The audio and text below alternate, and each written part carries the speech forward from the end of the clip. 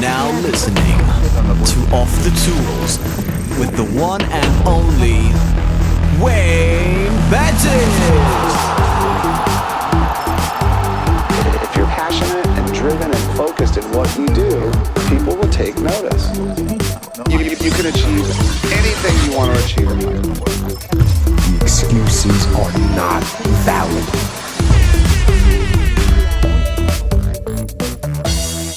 Welcome to yet another episode of the Off the Tools podcast. Today, I have a fantastic guest for you for multiple purposes. Yeah, you know, you're going to find this guest amazingly interesting, but also there's some utility to it as well. I think he can bring a lot to the trades and construction industry. So welcome, Mike. Welcome to the show. How you doing? Good? Yeah, very well. For those that are watching, so people are going to be listening and or watching. Those that are watching, there's a big sign behind you saying "Entrepreneur." So I would say that's probably what you're most known for. Would you say? Yeah, I'd say so. I'd say entrepreneur is the stuff that I do that most people know me from recently. But before that, I was known as obviously having my own business, growing it, scaling it, and selling it. But yeah, entrepreneur seems to be the thing that's caught the imagination, especially since the pandemic. Everyone's working from home.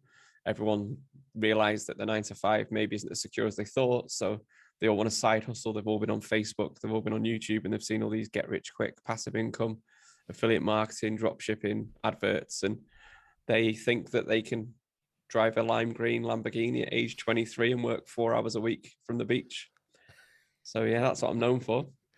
So on that note, I would say half my audience is like probably totally naive to like this personal development world, okay? Yeah. And probably I'm one of probably the first stepping stones that they're probably exposing themselves to, if that makes sense. So take us through a little bit about Entrepreneur first, if that's okay, and about what you do in regards to that, and then we'll come backwards and start hearing about the business that you scaled and stuff like that. Is that okay?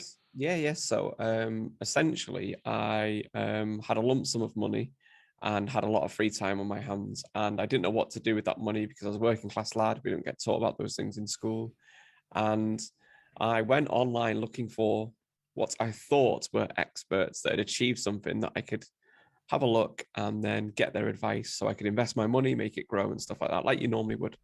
And the more I searched questions like, you know, how to invest in property and how to invest in stocks and shares and what is crypto, the more I was targeted by ads from these, what I call entrepreneurs, people telling me that, you know, I should leave the 9 to 5, I should leave the rat race, and I could earn 6 figures in 90 days if I just did X.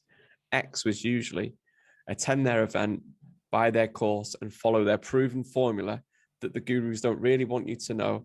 You've seen the adverts, and it was that. So I actually started clicking the adverts, going to all the events, buying all the courses, and I spent £500,000 on what they told me to do. And I just recorded everything that I learned, the people that I saw, the things that I seen, my actual results, and then just put that on YouTube with the thought process of, if it works, great. I'm going to be a millionaire in 6 other fields that I've got absolutely no knowledge in or experience in.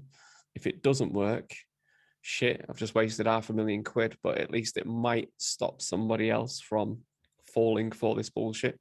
And that's what I did for 2 years. I basically followed these geezers around, did all their courses, bought crypto mining rigs, did drop shipping from China, did fulfilled by Amazon. And then the more I learned, the more I realized that these are scammy bastards that have never achieved the things that they claim. They only make their money through selling courses. The product's crap.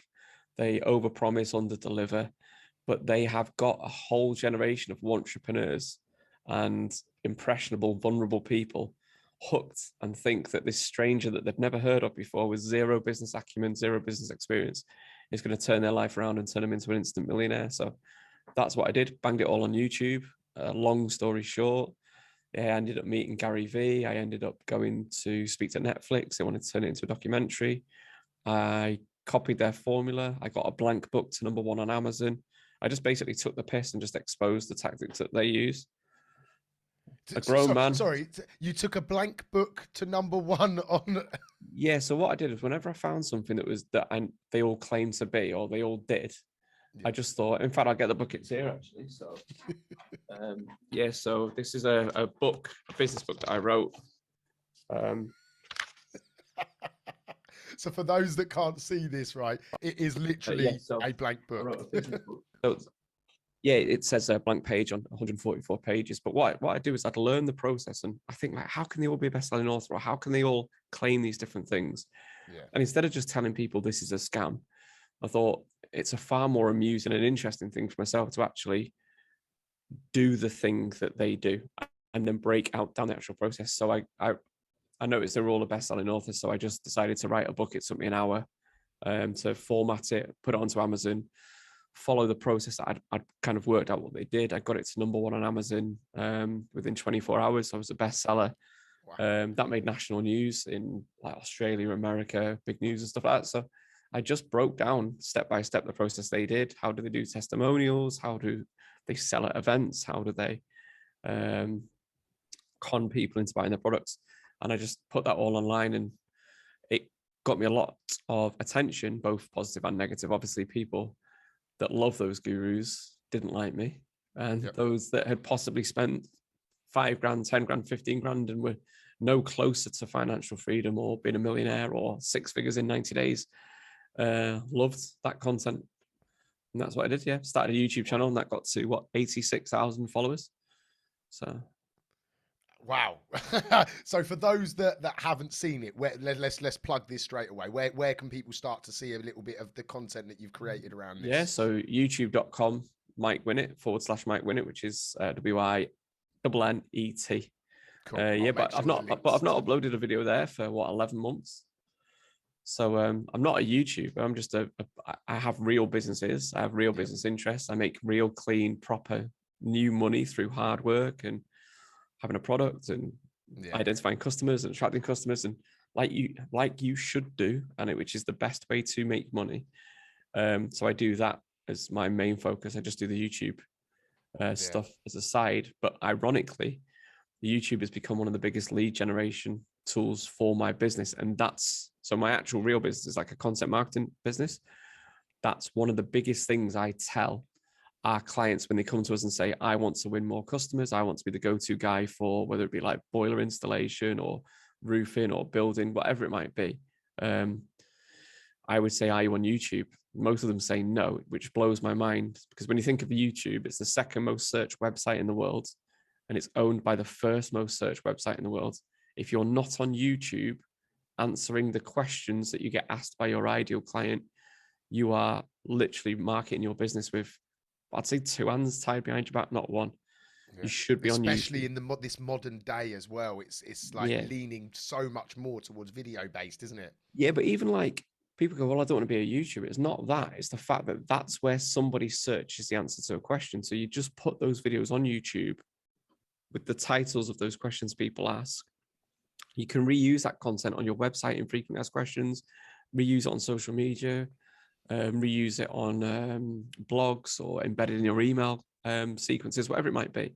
So, but just putting them on YouTube, it gets pulled through on Google. It literally, I get views on videos from 2019, like 7,000 views a week. I had a video that I made in 2019 that made me 2.5 grand this week from just someone saying, I saw that video, you helped me with this problem. Can you help me with X? Yes, I can. It costs 2.5 grand to do that. Boom, done. It's the biggest tool that I've ever used and the best for my growth. So, wow, yeah. So I've got one last thing about the Contrepreneur. Then I want to move it on to sort of more tangible, real life business that obviously you're excelling in as well. But there's obviously been a huge uptake on these gurus that are out there. Yeah, it's just obviously with the rise of the internet and the opportunity that is there. What would you say people can, because when I first started my journey, okay, so I don't know how much about me you know, but I was quite in this industry, as you can imagine, majority tradesmen, a majority working class, majority old school mentality. So when I started putting my hand up and saying, there's a better way to do this if you did this and did that, because I coach other businesses. It's what I do 9 to 5 now, pretty much. I got shot down as being a entrepreneur, so to speak. It wasn't called that at the time. When all I was trying to do is just, I was just trying to help people and assist them and teach the lessons that I had learned. So for anyone that does want help in their business, how can they avoid, or in their life, how can they avoid falling into these traps that so many of these people are doing now? Yeah, but I mean, do your due diligence, the main thing. But the mad thing is, a lot of these entrepreneurs have also got processes for it if you just do superficial due diligence. So if you type in, is Rob Moore a scam, or is whoever a scam, is Ty Lopez a scam, is Grant Cardone a scam, or whatever, these types of people have got videos that are already answering those questions. So they already have like videos that are aligned to those keywords. So but you need to do due diligence. But I've never paid for a mentor. I've never paid for a business coach. I've never done any of these things. However, I would say I've got 2 mentors in business, but neither of them know they are my mentor. Neither of them advertise themselves as a mentor, recognize themselves as a mentor. They are just 2 blokes in their 60s that I look at and I think I wouldn't mind their life when I'm their age. Like, they've got what I would aspire to. So I just befriended them, added value to their life. They've added value to my life. All it costs me is to take them out for a meal every now and then to talk about business, how are they getting on, some of the things that are going on in my life. That's it. So I would say do your due diligence, do your due diligence. But there are people that are around you that have achieved things that you want to achieve. Speak to them rather than searching online for how can I make £1 million in 12 months. You're only as good as the questions you ask. And if you're asking dumb fucking questions, I've kind of like lost my sympathy for a lot of these people now, by the way, after doing it for like 2.5 years. But it's like, if you're asking stupid questions, you're going to get a stupid answer, because everybody we look at in the world and I say this all the time to anybody that wants to spend money, I say, with like a guru, a mentor, or coach, whatever, I say, who do you consider to be the most successful business people in the world? And they always say the same thing: Jeff Bezos, Elon Musk, Richard Branson, Steve Jobs when he was alive, whatever. Do you think any of these people went and sat in a conference room at Basingstoke for 14 hours on a Saturday and rushed to the back room to buy a course? Do you think any of them would advise you only need to work 4 hours a week? The secret to my success is I only work 4 hours a week. No, everybody we recognize as being successful in business, the gym, acting, whatever it might be. So take those examples. Arnie, do you think Arnie knew one secret trick that it meant he only had to work out for 1 hour a week? No, he didn't. He was in the fucking gym, doing his reps, doing his hours. Do you think The Rock became the best at wrestling on the most recognized face because he just did 4 hours a week? He did a 4-hour work week? No. Outwork everybody is all these people's sort of mantra that they follow. So I don't understand when people apply that to business, they then think that they can bypass the very thing they all acknowledge and accept has been the secret behind the people they aspire to be. And that's what happens. So to answer your question, how do you know? It's do your due diligence. But there's enough content out there and examples of people that have achieved things that aren't selling you the answer for you to read, learn, listen to podcasts. You can do so much of this stuff on your own. Essentially, a guru is just reading to you out loud a book that's the shit that's in a £9 book. Why pay him £2,000 to do that for you? Because you're lazy. That's it. I think people have this fallacy that your word, you have to do the reps. I think you said, yeah, that is the key. That is, if there was a secret key, that is it, isn't it? You have to put the work in. So I do this, right? So I set up my own business, grew it, scaled it, and sold it for £8 million. It took me 2.5 years to do. So people go, oh, that was quite quick. But no, I'd worked in startup businesses for 6 years. 6 years before I even felt like I had a shot at having my own business. So how the fuck you're going to quit your 9 to 5 by Colin from Coventry's course? He's going to teach you via his Facebook group, and you're going to run a 6-figure business in 90 days. Blows my mind. You've never even worked in a startup business, you've never owned a product, you've never done marketing before. There's so many elements and things that you need to have experience in. So my advice to anybody that wants to do this, you've got two choices. Pay a guru that, by the way, probably hasn't achieved, most of them haven't achieved the thing that they're selling to you. They're just good at marketing. Or that might cost you $2 grand, $5 grand, $10 grand, $20 grand, depending on how high up and how much they've suckered you in. Do you want to be my super inner close circle bootcamp masterclass? Bullshit. Or go and work in a startup in the industry that you would like to have your own business in, work there for 2 years, and guess what? They pay you to learn a better quality of learning through experience, seeing it with your own eyes, not on your money, not at risk. You've not banged it on a credit card. You're getting paid to learn marketing, sales. The earlier you get in a startup and the smaller the startup, the more you are open to and you're part of. So I joined a startup that was brand new. I worked there for 4 years and I was the first employee. So I was sat in an office hearing co-founders and founders talking about marketing strategy, sales, customer acquisition. So I was like a sponge, but I did all this because I knew one day I wanted my own business. Now, if I was working in, trying to think of some examples of your client base, but if I was working in, I don't know, like a big building firm or whatever, or for one of the national, if I work for British Gas, let's just say, you're not going to learn about business while you're one of like 10,000 employees. But if you went and worked in a new boiler startup or you're going to learn so much about actual business as well as the job you do when you're on the tools, right? Yep. So that's what you need to do. But most people think, well, it's risky joining a startup, but it's not risky. If that startup fails, goes under, that's the best learning you've got. You can still go get a job at a big company. So I always say to anybody that says to me, so what do you recommend then? What's the other option? What's the alternative? Go and work in a startup in the industry that you've got an interest in, work there for 2 years. And if you still fancy it, then start seriously looking about, learning about marketing, learning about sales. And that's what you need to do, I believe. No. Do you know, I think that clearly defines how, again, my audience is tradesmen. Okay. How do tradesmen become tradesmen? Yeah.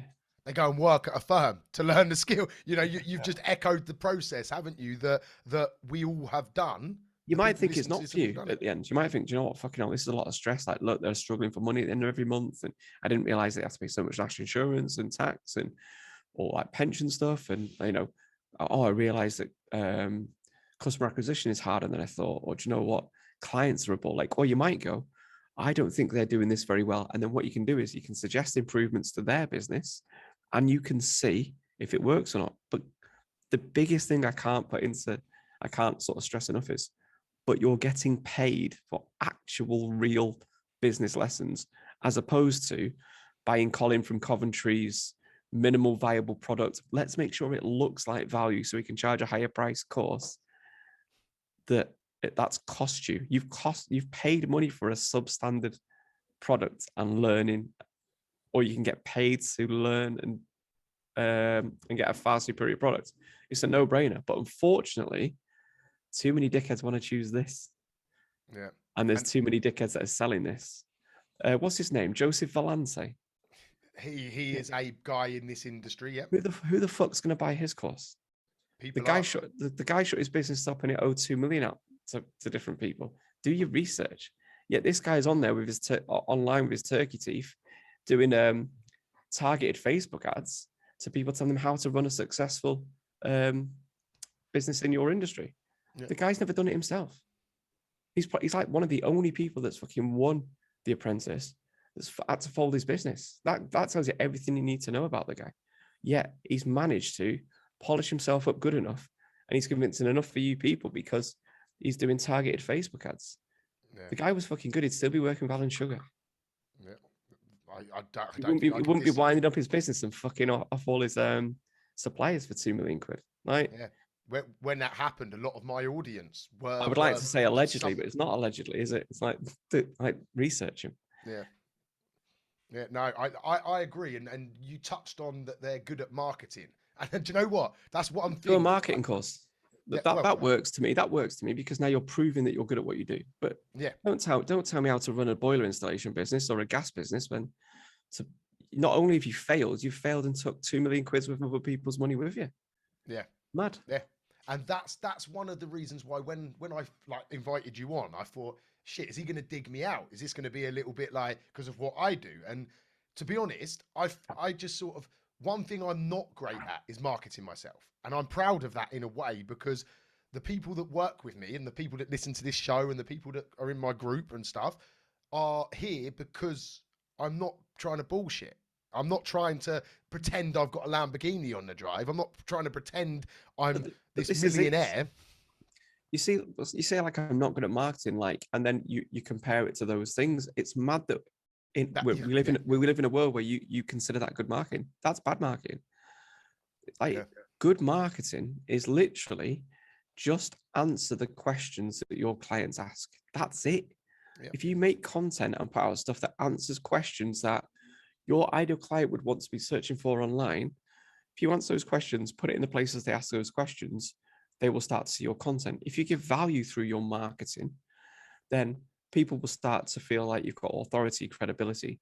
They will then go and check you out. They'll check you out on your social media platforms.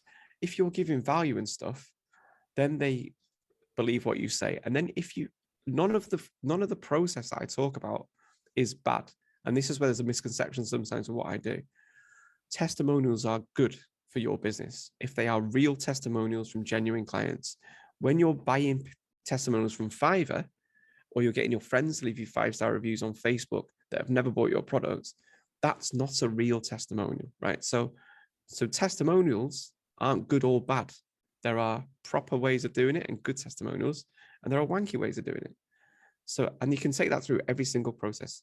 Scarcity, it's a tactic to get people to buy. But if you install windows, or if you build conservatories and there's only a certain number of a product you've got left, that's real scarcity. If you sell a digital product, and you're saying we've only got 7 of these left, that's bollocks because it's a digital product. So that's a bad example of scarcity. If you do price drops, if you genuinely did sell this boiler for £3,000, but it's now dropped to £2,000, that's a genuine sale. If you claim your bullshit course is valued at 30 grand and is now worth £97, you're a plum. Like, there's no way you've done a deduction on your price for £29,003. I loved your Grant Cardone post last week about that fucking idiot, exact thing. Grant Cardone's there telling you on one hand on his Facebook feed, never reduce your price, add value. Then he's got an advert for his 10X conference, which was $997, now $97. So Grant needs to 10X his consistency. He's a fucking idiot, but people still buy this stuff. By the way, he's one of the worst speakers I've ever been to see. He literally, he's a studio salesman. I wouldn't trust that guy with my pocket money, let alone hand over thousands of pounds to the guy. Wow. But these people are just good at marketing and they spend an awful lot. If you're spending an awful lot trying to convince someone you're legit, you've probably fucked up somewhere along the line, in my mind. Yeah, I think that's quite a valid point. So let's moving on from this side of what you do. You subtly just sort of mentioned it as if it wasn't a big deal that you scaled a business and sold it for, did you say 8 million quid? Yeah. So can we unpick that a little bit? Like what was it? How did you do it? And what were the outcomes? So I'd worked in startups at this point for 6 years, and I was 29, and I just thought at that point, now I kind of know enough about business that I might be able to have a little go at it myself. Now, what I'd done with my expertise, so I was not on social media at the time, so I wasn't like pretending I was successful or whatever. I wasn't really asked. And my living expenses were £2,000 a month. So I just saved 12 grand. So I saved 12 grand, and I knew as soon as my bank account hit 12 grand, I would have enough money to start my own business, but I knew my costs were covered for 6 months. So whatever I did, I'd have a good run at it. So that was so in my mind, I'd gone, right, I'm going to start my own business. I've done my 6 years learning, or 5.5 years learning. Now I'm going to save 12 grand because I'd actually reduced my outgoings. I wanted to get in this position, like, I'm ready to do this now. 12 grand hit. At the time, I was on 70 grand a year salary. I came home at 10:30. My wife at the time said to me, "What are you doing?" I said, "I've quit work. We had a baby on the way." "What are you doing that for?" Like fuming. This is the most money we've ever had. It was like 4.5 grand after tax. It was mad. It was like unbelievable back then, especially where I'm from.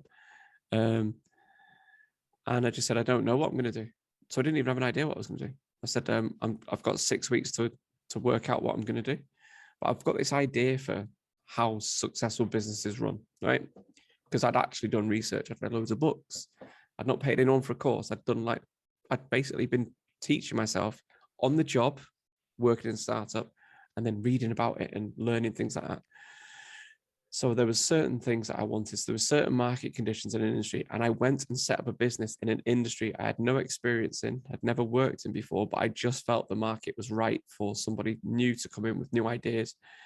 And I launched a platform that you could go onto and download learning and training resources, because e-learning content was bullshit.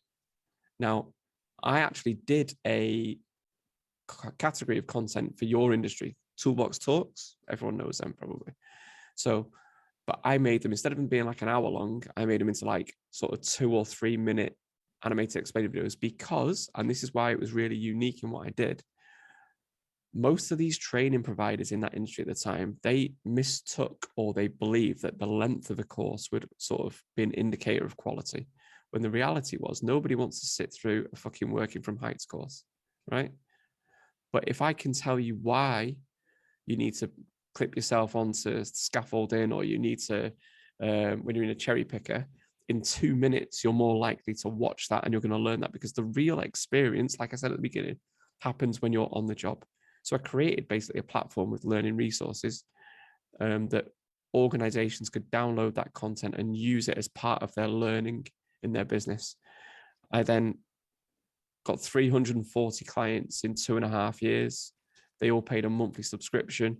I then sold that. Then I got offered £7 million from an American company on the Friday. I turned that down. I told them it needed to be more. They then offered me £8 million on the Monday. I accepted the money. And then 32 days later, I had the money in my bank and I was told never to come into work again. So that's what I did. There was no transition period. There was no. Nothing. And was you the? I don't know if you can answer this, but was you the sole owner, or was No, it? no. So it was me and a couple of friends. So my business that I do now, I actually make content for businesses. The same content I use to grow that business, I did. Yeah. So it's like I'm teaching people actual real stuff that I used in my real business that I grew and scaled, and I use in my real business now, and I make for other businesses. So he's called Ian. So I've got a business called I Am Productions. That's Ian and Mike Productions. So he was with me as well. He worked for United Utilities at the time. And then he left that job. He was on like 60 grand a year. You mentioned at the beginning that you had a lump sum of money to do the entrepreneur. So I'm guessing that was after you sold this business. Then you were sat with a nice bit of wedge. Yeah, but you say that, but because I was smart, I'd already started investing in things. So I was investing in property from 2011. I was investing in property when I was on a 14 grand a year salary. I was investing in stocks and shares when I was earning like 15, 16 grand a year. Because believe it or not, none of these gurus would like to tell you this, but if you work in McDonald's and invest just 2 hours of your salary per week, you will be a millionaire when you retire at 65. You can become a millionaire from working in McDonald's, but people don't understand this. It literally takes just a small amount of money being invested every single week and leaving it to do its thing, and you will be a millionaire when you retire. But that's not sexy, is it? No one wants to say you just have to wait 30 years. But if you just do that and spend 2 hours, invest the equivalent 2 hours of your salary every week into funds, you'll be a millionaire. And that's, the stats show you and this is based on 300 years of statistics. Yeah. So I'd already started doing these things, but I didn't learn about property from going to a course. I read lots of property books. I looked at what actual experts that I knew, as in everyone knows landlords, spoke to those people. I went and worked in a business that dealt with property and landlords. I like to learn from the inside. I like to get paid for my learning. So I'd already started investing in property in 2011. So, but to answer your question, yes, I had a lump sum of money because I'd sold my business. Wow. So first of all, well done. Wow, that's an But do you want to achievement. know the maddest thing though? Like it sounds wow, well done, but I was confident it would work because I had the learning, I believed, the experience. Now, don't get me wrong, it was hard, but I had written out a plan and I worked backwards from the plan. And most of the people I speak to, I've got, weirdly now, sort of ironically, I've got a small business community called Views of My Own. And the only reason I set that up was because most people, when they hear the story or they know the story or they've seen the growth from what I've done on social media, they always want to ask about how did I grow an audience of 200,000 on social media? How did I market my business so well and so quickly that I could attract so many clients in such a short amount of time? Because I did no paid ads, by the way. It was all organic. And then how did I sell so much of the stuff to clients? So I always get asked about those three things, essentially, aside from like the entrepreneur stuff. And like I said, I'm a businessman, but my business is a priority, right? So I don't want to waste my time and do one-to-one mentoring or one-to-one coaching or one-to-one consultancy because that isn't what my business is. I've got my own business. I'll do that as a little aside. So all I did is I set up a small group, and I basically, they ask me questions every week. And instead of just helping one person or answering one person, I just make content about the actual things I did and give that to them to learn. So it's almost like the same thing I did with my old business, creating learning materials for people to use in their business. I do the same now, but for solopreneurs, entrepreneurs, SME owners and stuff like that. So yeah, that's what I did. But one of the things we always talk about, or I get asked about the most, how did you know when to sell? How did you identify who would buy you? Why would they buy you? Like normal questions you'd ask. But I knew all that. I backwards planned from that. There's too many people in business that just walk from one week to the next. And I say to them, so when do you retire? I'll retire when I'm 60.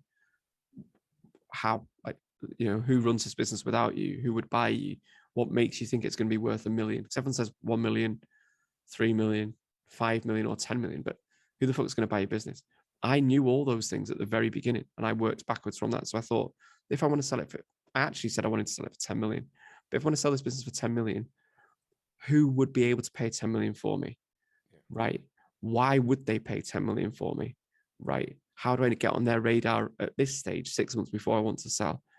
What if I approach their competitor and I create a competitive tension? What if I proactively target some of their client base aggressively and try and damage their business by taking money off them? What if I try and partner and be friendly with certain companies? So I had thought all these things out. So while it's wow, I felt 3 months into that business, I was going to sell my business for 10 million quid.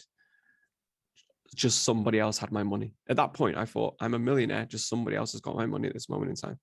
That was it. That's some conviction. That's an amazing attitude to approach it with. But if you've got a process that you're following, like why wouldn't that be? Like, and I go, it's like do your reps. It's like if you go to the gym, do your reps, eat right, your body will transform. If you just do progressive overload, it's the same in business. It's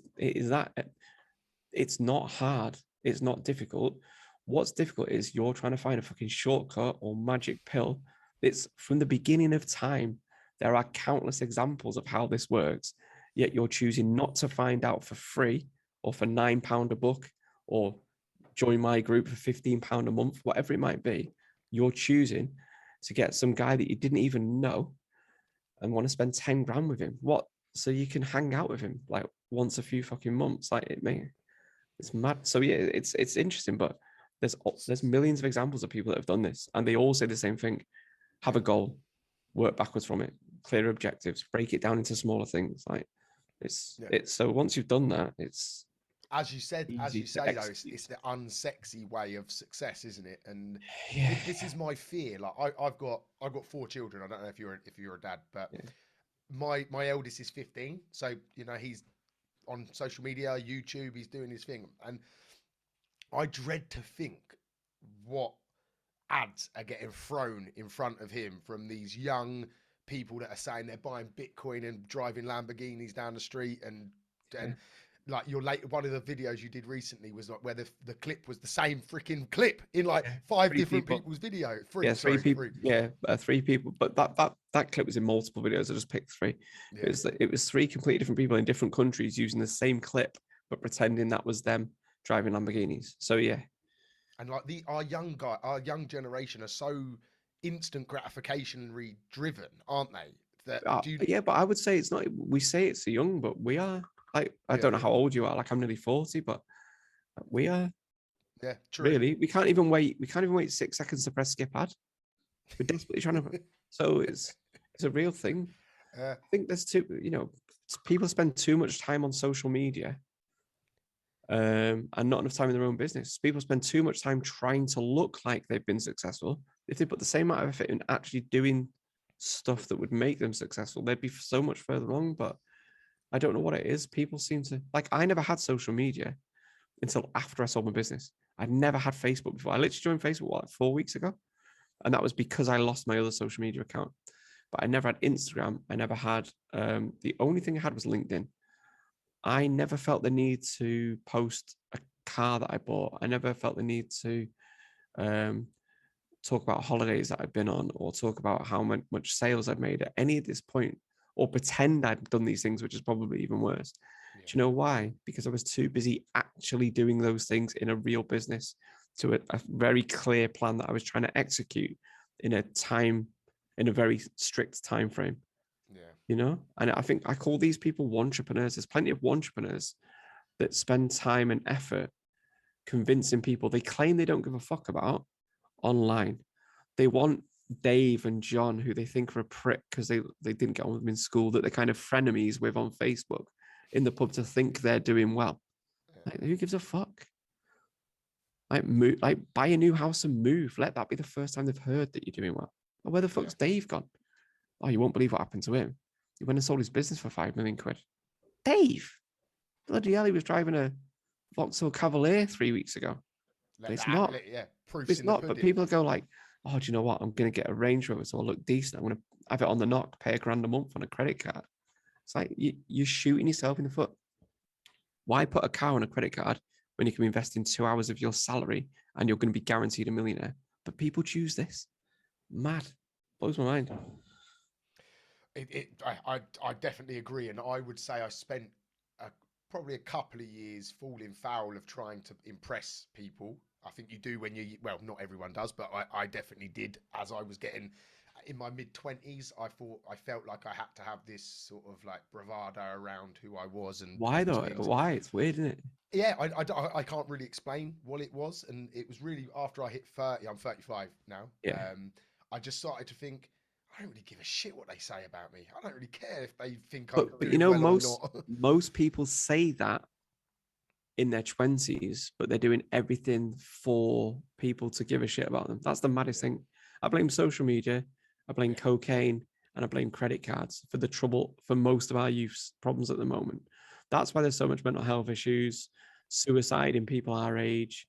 So it's Instagram, broken homes. They've not got a father figure and they want to belong to something. So they believe that this flashy American is the answer to their problems. Yeah. Life was simpler when we were young because we weren't open to all this stuff. The barrier to entry for anything now, the barrier to entry for business is so low. The barrier to entry to music is so low because everything is at our fingertips. The skill now is to curate content that's good for you, purge your feed so you're only seeing stuff that's going to benefit you. That's the real problem. I'll be honest. All this is noise. All this is noise. If you just focus on the things that really matter, have a clear goal, do the proper learning, look at real true examples that have achieved things in the world that you want to achieve in, go and work in the industry that you want to have your own business in for a couple of years, do your learning. It's like a boot camp, but one that you don't pay for, or you've not been ripped off to find out about. Like, there's so much opportunity now. It's mad.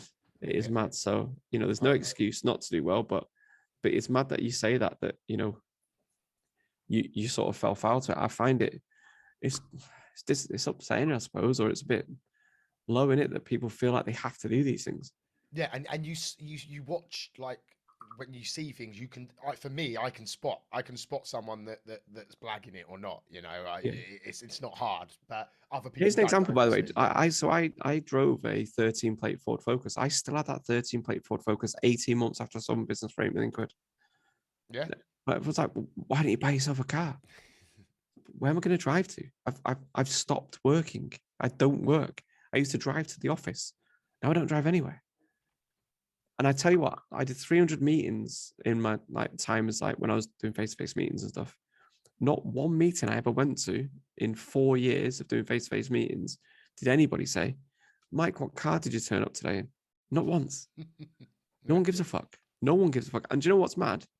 When you do buy yourself a nice car, you won't give a fuck about it 6 weeks later anyway. It's just a car. Now it costs you loads of money.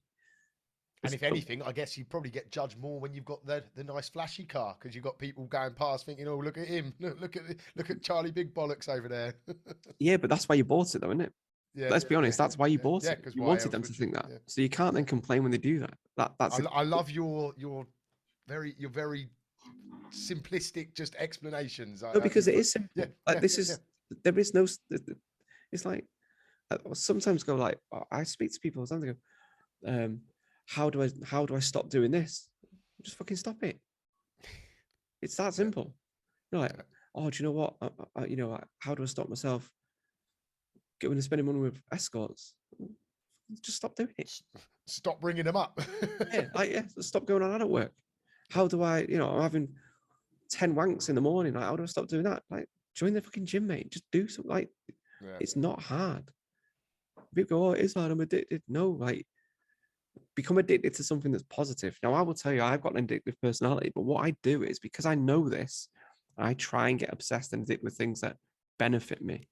That's it. Yeah. It's this. I've got the same problem as these people.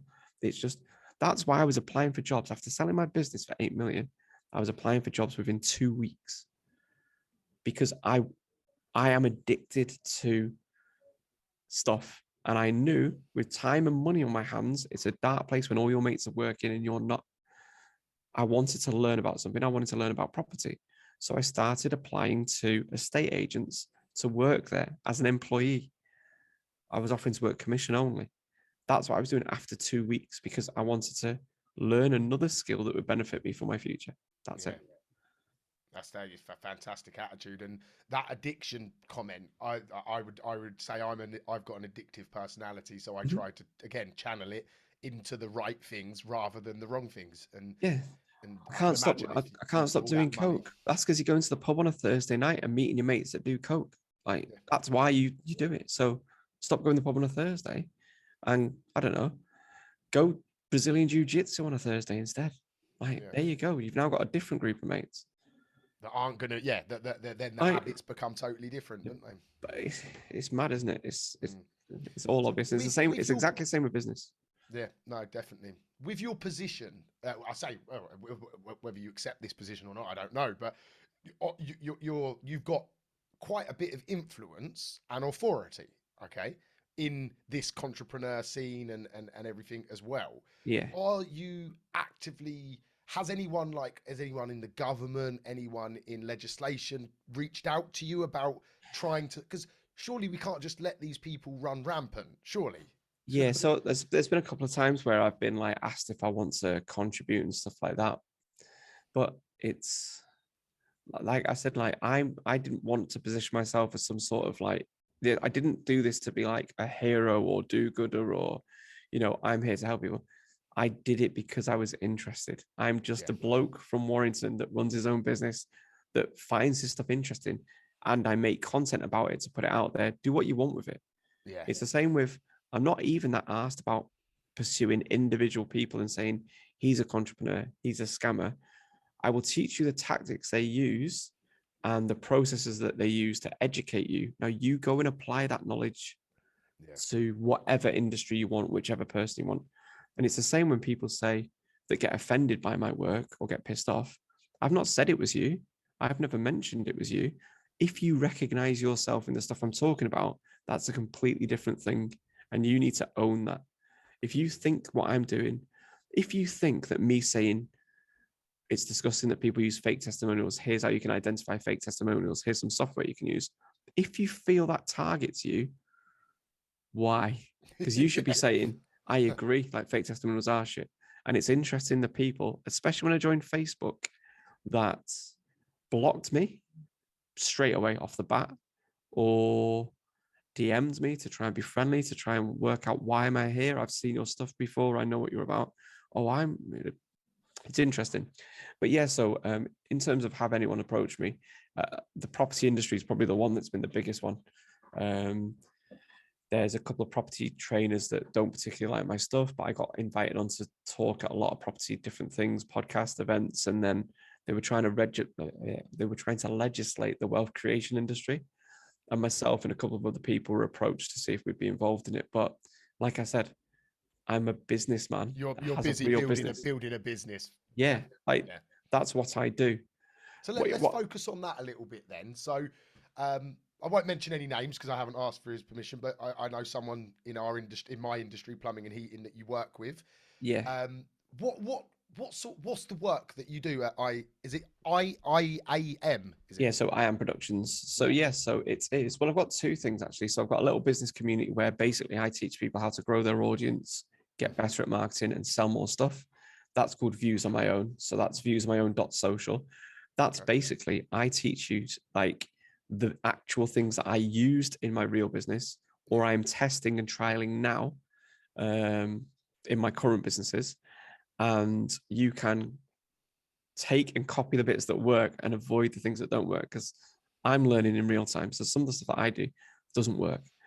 So my whole community's in that. So I've got that, which a lot of my clients are in. But I make content. So people come to me and say like, you know, I need more business. Can you help me? And I say like, so what is it that you need to explain? And we will make like an animated explainer video for your website, or that you can use on social media. But then we'll say, you know, what questions do you answer? What content are you creating? And I noticed what I've noticed is a lot of people make disposable content. What I mean by that is they will make content like, oh, look, it's the Harlem Shake, or look, it's the mannequin challenge, or look, I'm going to go on TikTok and do a dance. And that's, I was going to say brilliant, it's wank, but let's just say that's brilliant for the dopamine of getting views and stuff like that. What it doesn't do, it in 2 months' time or 3 months' time, when somebody in Lincolnshire is looking for a boiler, or if somebody in Northampton is looking for a roofer, and they go on Google and they say like, you know, how much does it cost to fix 3 slates or whatever, you know, or, you know, what they'll search genuine questions, I don't know, about guttering or fascias, whatever it might be. I make the content that when people search those terms, your videos would come up, and you'd be the face that they see. You would help with those queries. And then what happens when you make enough of that content and put it in the places that people naturally ask questions, you win clients. And the good thing about it is you make it once, and that works month after month after month after month. And then when you start putting them on your website, so basically it's content marketing.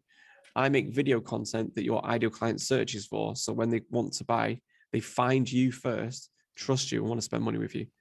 And the reason why I do that is that's what I did in my last business. And that's how I gained 340 clients in 2 years and sold the business for 8 million quid. That was like, remember I was talking about investing and interest. Yeah. If you invest in evergreen lead generating content, every single piece of content is a pitch perfect sales tool or salesperson that answers the questions your ideal client are asking. So if you've got 20 of those on the internet, it's the equivalent of having 20 salespeople working 24 hours a day that only speak to your ideal client. So I create that stuff for multiple businesses. How many animated explainer videos did we do last year? Anyone know? 104 animated explainer videos, and we do like video packages. We've got a guy in here next door now. He does like Agile and Scrum. I don't know. I don't really get it, but he talks about it all the time. He's coming in now, and we're recording 6 videos for him today, and he'll post 1 video per month for the next 6 months. Okay. But they're all answering his ideal clients' questions. So. So like it's not just animated videos. People can come and you do like live not live, but like in-person content Yeah, creation yeah. as well. So obviously we can make, depending on what your tone of voice is, we can make them funny, we can make them informative, we can make them serious, we can make them silly. Like you've seen my videos. Yeah. Like what's mad is if you say, take that guy that you mentioned that you know is one of my clients, if you took his videos and put my entrepreneur video next to each other, you probably wouldn't know we made both. But yeah, so we basically research your niche. We look at what questions your ideal client are looking for. We look at where they're looking for those questions. We look at what content seems to work well in that industry. And then we make you that content. So it takes all the guesswork out of it. Yeah. And it's not for you to go viral because views and clicks and likes don't pay the bills. It's, will this content be in front of my ideal client at the moment they're looking for the client? And this is why I say, compared to paid advertising, this is the difference. And I see it on Facebook all the time. I'm scrolling and then I get Joseph Valente saying, do you want to 10x your business? Follow my, I've not asked for that. I'm not looking for that. You are literally interrupting my day with something I don't want. But if I go online and say, how do I fix, do Bosch do boilers? Yeah. How do I What's fix the Bosch yeah. boiler? Yeah, what's the Bosch boiler? And then a video comes up and it's like 90 seconds long and it tells me these are common faults. I might go, oh, that was quite useful. I might have a little look at myself. I've try and have a little fix myself. But then because you've already helped me, I will then look at your social medias. And so now I feel like I've discovered you and I want to spend money with you, as opposed to what most people do on social media when they market is, I'm just shouting in an empty room and hoping that somebody is passing. It's a stupid way to market. I explain it as like the preacher in the town centre, just shouting, just hoping that one person that might be interested is there. I would rather 100 people that specifically search a certain term, that the fact that they're searching it means they need to spend money to fix that problem today. I would rather they saw it than getting 16,000 impressions on my bullshit advert on Facebook that might get 200 clicks, 100 go on the landing page, 2 of them fill out, and you manage to close 1. If you're going 18,000 views and closing 1 or 2 bits of business, your marketing strategy is fucked. It's getting shown in the wrong places, isn't it? Yeah. Whereas I can make you one piece of content that in 3 years' time will still be bringing in 10 new customers a week or 15 new customers a week. And I do this for mortgage companies, IT companies, financial institutions, roofers, builders, boiler installers, lots of these things. So basically, we're good at explaining what you do to the people that you want to buy with you. And what's the business like size? Are you a big business? Is there many of you in the team or not massive? What was 11, 12? Yeah. Well, one of them is getting sacked today, so it'll be 11 by the end of the day.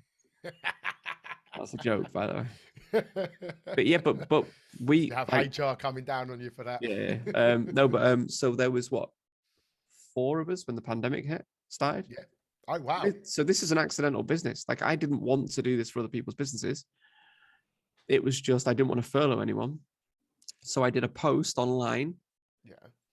You've seen my content, my business journey. If you would like me to make the same content I made for my own journey for your business, would you be interested in having me write your content, us filming it, animating it if it wanted to be animated, and editing it? And 34 people responded to that post and said, yes, please. So I had 34 clients just like that. So then I've gone, shit, I'm going to actually have to build a studio, build a podcast studio, get a production team. But the reason why I could do that is because I'd done my reps for years before and I'd built a reputation where I can do that post. Too many people want to try and do that post when they've been on Facebook for a week or LinkedIn for a week and go, why hasn't everybody bought my stuff? Because nobody knows who you are or gives a fuck. Yeah. That's the answer. No, 100%. And like, but you see people trying to do that. How can I get 10,000 followers in 30 days? Well, you can buy followers if you want, but if you want an actual engaged audience that's going to spend money with you, you're probably better off having 100 well-qualified followers that actually want, give them value. And this is that people are blinded by vanity metrics. But yes, that's what I did. So we grew that audience. We grew this business during lockdown. So I've got an accidental business with 11, 12 people in it. Well, it's fantastic to hear. And again, it just proves though that the hard work is the element that's needed, isn't it? Because Yeah. that studio didn't build itself, did it? That, you know, No. that the work that you guys put in doesn't get done by itself. It's because you The ironic thing, though, this business that we've got here doesn't follow the same tick box or criteria or things that I look for in a business that I want to start up. It's like the complete opposite. So it's an interesting one. So that's why I've also got another business, which is the Views of My Own thing, which that's more the model I like, which is I can build something once, get paid for it many times. It's low cost, but adds massive value. Yeah. If you come to my production company and you say, Mike, can I have I don't know, an animated explainer video about my roofing business? It takes me to write it, or with script writers, and then it'll get storyboarded by someone. We'd then animate it or film it, depending on which style you wanted to go with. That requires like 4 or 5 people to spend a week on your business. Yeah. You can only sell it once. Whereas in the Views of My Own, I might get asked a question, which was, how do you improve your landing pages so they convert better? I can write that video, script it, storyboard it, film it, it's built, then I can sell that many times, as in everybody that subscribes to that business gets value from that thing. So it's the same amount of effort, only this one gets seen by 3,000 people. This one gets seen and this one is useful to only one person. That's the business I prefer. And that's how come I got such a big multiple in my last business. And a subscription base as well, isn't it? So subscription based, recurring revenue, build it once, sell it many times. It's an engaged audience, you know, it's high value, low cost. So yeah. Yeah, no, I'd echo that. That's interesting. That's why a lot of people, by the way, in your industry are going towards monthly recurring revenue models. Like, you know what? I'm a huge I help people set it up. I've been doing it for 5-6 years. And yeah, so I do a lot of animated explainer videos for people in your sort of in the trade, explaining how they've moved to pay £99 a month, and that covers you for all your boiler parts and your yearly service and that kind of stuff. I do that, so you can use that as an advert, or you can use that on your website, or you can explain it. So yeah, I think I'm going to be submitting some details, because I've been neglecting my because I run a boiler installation business as well. So I didn't know that, but yeah, it's it was my main thing up until a year or two ago. So yeah, I'll be in touch about getting a couple of videos done, definitely. Yeah, sound good stuff. Well, we're coming close to the hour. I'm going to make sure the links to everything, your YouTube, your production company, and it's Vamo, isn't it? Isn't that what the Vamo? So viewsofmyown.social, and that's like perfect for anybody that's got their own trade business. They're like in that industry and they want to get better at marketing. They want to increase the number of customers they've got. They want to sell more stuff or grow their online audience. It's perfect. 15 quid a month, and you're basically getting like the knowledge that made me 8 million quid in 2 years. But by the way, I don't know what you call this now. Spoiler alert. You can do exactly what I did, step by step, but there is absolutely no guarantee you will get that 8 million quid, because there are so many things that are outside of your control. So even when you do all the right things, and this is what annoys me about these entrepreneurs, market conditions, there's an element of luck that a lot of these gurus don't want to tell you about or admit, because it damages their ego, or it takes away from their genius. You can do all the right things and it will slightly improve your business. If you do that, the cumulative effect over a year is massive, but you're probably not going to sell your business for 8 million. I probably couldn't do the same thing again, and I've actually done it myself. Timing, it's just for timing, isn't it? Yeah. You've got to be that timing's got to be on. Yeah, so that's it. So our actual tagline is making your business a little less shit. That is all we claim to do. That's fucking brilliant. I absolutely love that. Yeah. Making your business a little less shit. So I won't lie, I haven't signed up yet. I've been getting your emails though.